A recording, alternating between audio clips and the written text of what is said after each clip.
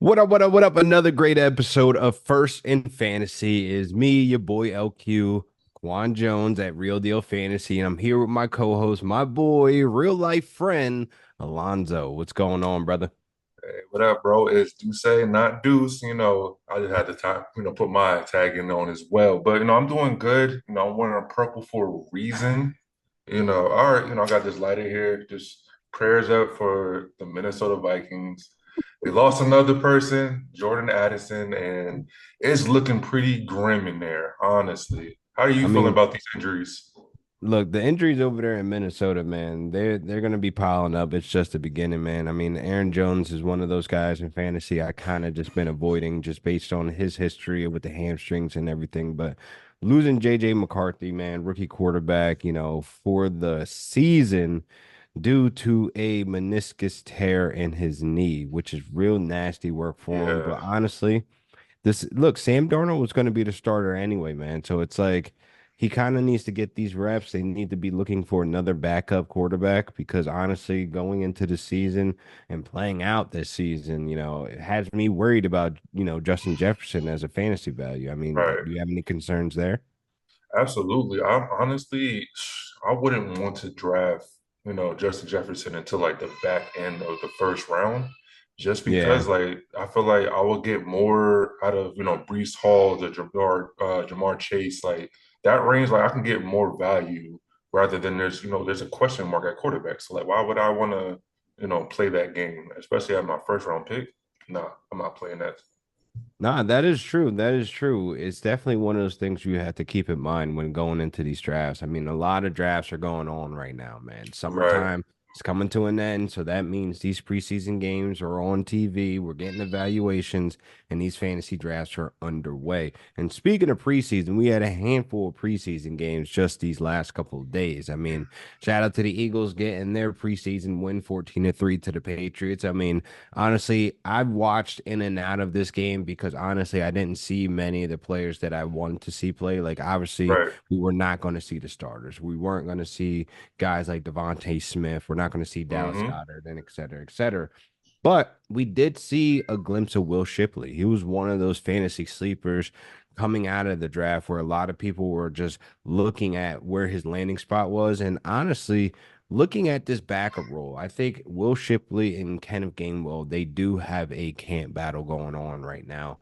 Yep. And what do you think about that backup position? Obviously, to Saquon Barkley, is there any fantasy relevance there? There's going to be fantasy value. And me personally, I think Will Shapley, after seeing this, this preseason, he's on the rise. Honestly, he's fresh young legs. I know Kenneth Gainwell is pretty young as well, but like Will Shapley, I'm taking a deep late round pick on him.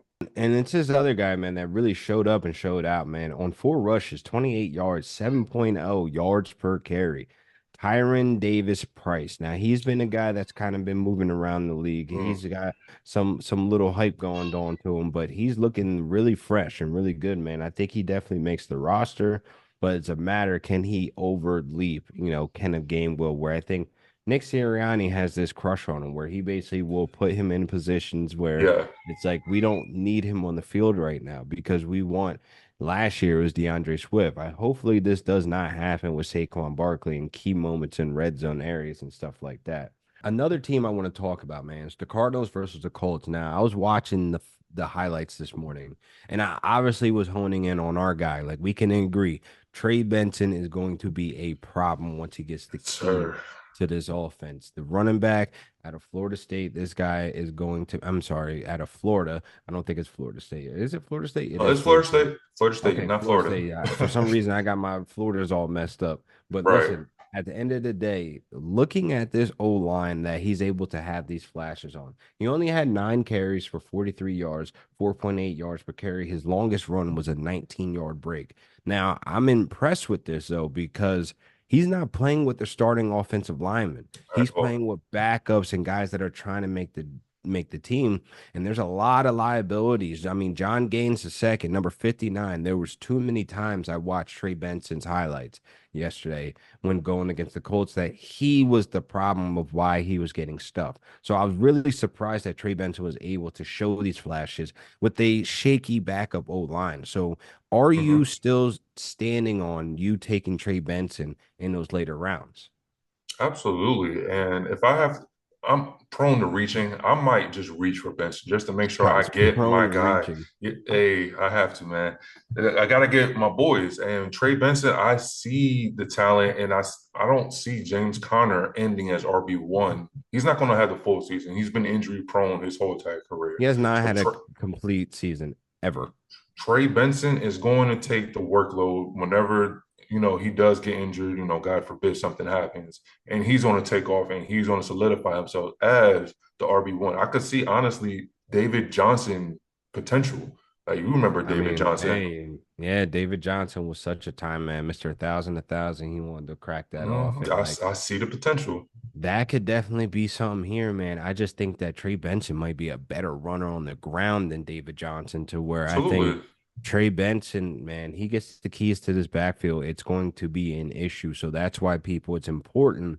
Why I think he's one of the more favorable handcuffs, but not realistically a handcuff you can get, being that James Conner is sitting so close in picks. Their ADPs are Hmm. fairly close. Their average draft position is very close where they're going right now. So Trey Benson to me has standalone value if you establish your RB one, two, and three in the draft. Because where he's going, you could pivot, go to other options to fill up other Right. depth, but he does have standalone value to be sitting on your bench waiting for his name to be called. If you have a bench of 8 to 9, you're sitting good money. Even those 7 to 8 bench spots, I'm still rostering Trey Benson just because I know one, Kyler Murray's healthy. This offense was humming in the back end of the season when it came to rushing yards per game. They were one of the top elite offenses out there, and you're putting Trey Benson behind the starting O line where I think he could really get busy. Oh man, we're looking at a league winner here. Breaking off 50 plus yard rushes, screen passes out the backfield is going Yes, to be sir. dangerous in Arizona. Now, the Dolphins, I feel as though this was a game that we needed to really see how involved Devon Chan was going to be. And boy, was he involved. I'm still a Yes. little hesitant on my draft price for him. I'm a little hesitant on him bringing him to my roster, but he's going in the second round. I feel as Hmm. though a lot of people are excited for what he could bring to the table. But man, what was really telling is that when Raheem Mostert was getting his snaps, the limited time he was there, 81% of the snap share with Yeah. Raheem Yeah. Mostert in the rotation. That's pretty alarming for a preseason game because that's most likely what's going to translate into the game. Right. With this backfield, though, are you looking at the great things that he did, against the Commanders, where he was lining up out wide and was on a go route and he blew past that corner and Skylar Yep. Thompson hit him right in the numbers. I feel as though those are flashes of what we could see, but when it comes to majority of the time on the field and opportunity, do you think the production can overweigh his actual opportunity on the field? Yeah, I would say definitely because like the way Miami's offense is, the coach is going to have a mix of, fresh legs coming in there. We even talk about Jalen Wright that's also in the mix that was, showing out a little Yeah. bit in preseason.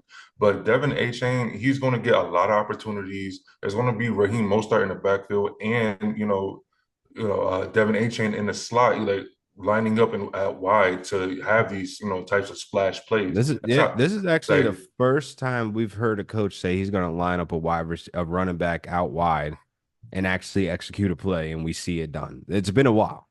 it's been a long time. I think the last one was like what Le'Veon Bell going I out mean, slot. It's yeah, been a long time. But regardless, like I'm excited for Devin A. because he just didn't have to just have rushes. He's coming out the backfield, like all these screenplays and everything that lining up at wide receiver. If he gets touches like that, that's PPR value. I definitely agree. I definitely agree on some aspects, but I don't agree with that price tag. I'm not going running back that is a backup running back in the second round Hmm. with so many good wide receiver ones still sitting in that area of the draft where I feel as though if I go wide receiver, I really have no worries and doubt, about those Right. guys. And they're going to be two alphas with a high target share, high touchdown upside if I go right in those first 2 rounds at wide receiver versus a guy that's going to be basically a flash in the pan at times. It's not going to be a consistent week to week thing. Like we're talking redraft here. So you will have to Hmm. pick those weeks that he's going to go off. This isn't a start and forget guy. This is my biggest ordeal when I talk to a lot of people about Devon Achane. I'm like, can you feel confident that you could start him every single week? And they'll look me dead in my face and say, yes. And they're lying. They're lying. But it Mm. is what it is. We'll see how that pans out. I want to Okay. move on to your Pittsburgh Steelers, man. What is going on in that quarterback situation? Because I think we saw some good things and some bad things, both from Russ and from Justin Fields. It's going to be a lot of what happened last year where people are asking, like, yes, Russell Wilson is the QB1. However, the fans were strictly behind Justin Fields. Like, we see the potential, we see the splash plays. Russ, he just got back from injury. He hasn't had that much time with the ones. He needs to Yeah. get, he needs to grow. And it's a new offense. Everyone's learning. Justin Fields, on the other hand, he's been there day one. He's been learning, he's been executing, and we see the potential, and that's why he has the fans gravitating towards him. Russ, I'm not worried about it. He is a professional, a Super Bowl winner quarterback. Like, he's going to get this offense on go as soon as the season starts. So I'm not. There's a lot of people that's worried about Russ. I'm not worried about it. I The only way Justin Fields is going to be QB1 is if Russ Wilson gets injured. Well, with my evaluation with this quarterback situation, man, they need to hit the fusion dance. Like they need to just fuse together and make the Yeah. perfect quarterback because a lot of what I saw yesterday with Russell Wilson, there was a lot of feet in the mud situation. He was Hmm. not as loose as he was usually in the pocket versus last season and what we Right. saw yesterday. Then we have Justin Fields. He gives you a lot out of the pocket. He gives you a lot to extend the plays and make the plays extend with his legs. Russell Wilson, he's just the better decision maker. He puts the ball in better places. These are situations where you have two good quarterbacks in their own aspects, but to bring them together as one is what really is the headache here because they're all having their pros and cons in the Yep. situation. Russell Wilson didn't look great once the pocket was breaking down, where you have Justin Fields, who's used to the pocket breaking down all the time on him. Hmm. So he has that sense and timing of, hey, I need to get the hell out of here. It's not good. Where Russell Wilson, he's on the back end of his career now, where he's not as, Russell Wilson magic out of that pocket. I'm going to just chalk it up that it's preseason, but it's something to note as the season goes on. If Russell Wilson still has those mud in the feet plays, it's not going to be a good time for him because that offense won't develop. That y'all won't win games, and that's going to be looking like, man, Arthur Smith is still trying to find his quarterback so he can execute this mastermind ground and pound offense. But here we are with this situation with Right. the quarterback. But overall, man, you guys didn't look bad on the ground. Najee was running hard. He looks Yep. healthy. Jalen Warren suffered a hamstring injury, which is unfortunate. But y'all went against, a Buffalo Bills, defensive line that has some pretty good depth there, to get to the quarterback. But overall, the only thing I got to say about the Bills, man, get ready for Ray Davis. Get ready for Ray Davis. Yes, my Get, boy Ray. yes. My boy Ray. Get Okay. ready. We are a Ray Davis stand podcast here. We are full supporters of Ray Davis taking over that backfield over James Cook because honestly, that boy looked good. He looked smooth, man. Mhm. Listen, I'll be the first one. I'm the one that put you on the Ray Davis Hey, going back to college last year. all But right, all right. I'm You glad put you me on joined the the train. radar. I'm glad you're on the train, and Ray Davis is going to take over, and that's going to be a nice little gem in the late rounds if go ahead and draft him. Nah, that is big facts, man. That is Hmm. big facts because, man, he had 8 carries, 58 yards, 7.3 yards per carry. That is a productive young man there, ladies and gentlemen. He is a guy, along with Trey Benson, along with Kamani Vidal, along with Jonathan Brooks. These guys you can get in the late rounds, and they're guys that have standalone value Yep. that you want to take on and be early on the train. The hype trains start to build around this time and drafts are going on around this time. So ADPs do get pulled up, but guys like this are great depth pieces for the running back position because you can get a couple guys late that you really, really like, but they might not end up having the best upside. So these 4 guys, 5 guys that I just named, Kamani Vidal, Trey Benson, Jonathan Brooks, and you definitely need to get you some Ray Davis. These guys you want to have on your rosters late in drafts. Duval going into week Duval. 12. Yes, sir. So looking at this offense for the Jaguars. Mac Jones looked really, really freaking good.